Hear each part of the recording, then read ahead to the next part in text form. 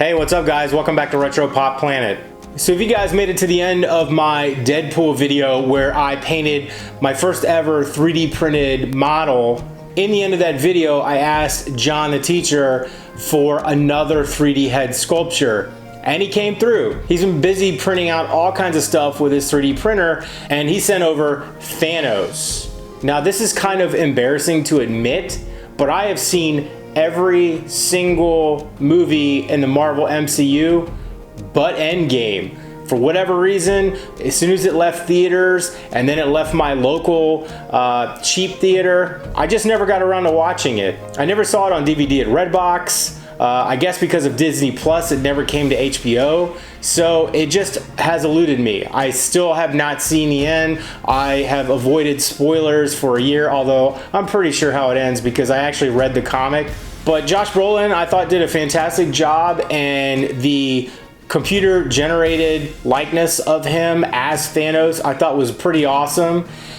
And this model is just as awesome. Now this Thanos is by the same 3D sculpture artist as the Deadpool one, and his name is, this website is actually eastman.ink, eastman.ink. I'm gonna leave a link in the description of this video down below.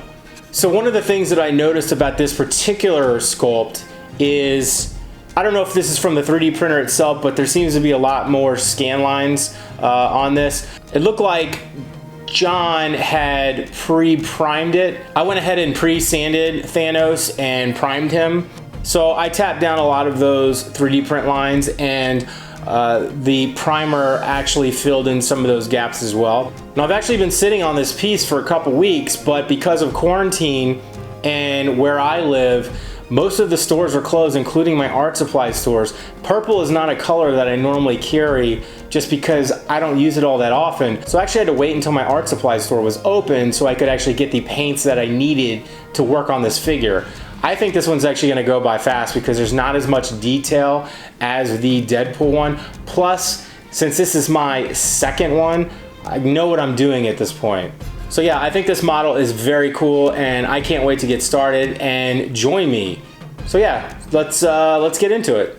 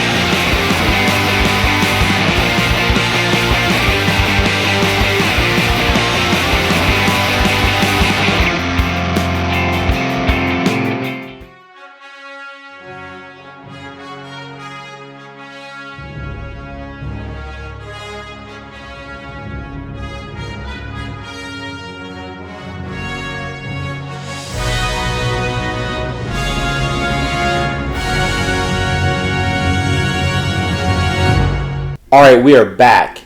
And through the power of video editing technology, here is the completed Thanos. I'm really happy with the way this guy turned out. I think all told, he took maybe 4 hours, so not nearly as long as the Deadpool one that I took. This is an easy project for somebody that wants to get into painting miniatures, figures, custom collectibles. In the video, I actually show what paints that I use in case this is something that you want to tackle on your own and you want to, either follow my instructions or do what you want to do. This is a I made Thanos beat up a little bit. He's got a lot of head wounds, and I dry brushed some wear marks, some battle scars on his uniform. So you know the drill. If you like this kind of video, please like, comment, share, subscribe, all that fun stuff. Thanks for watching, guys. I'll catch you on the next one. We're out.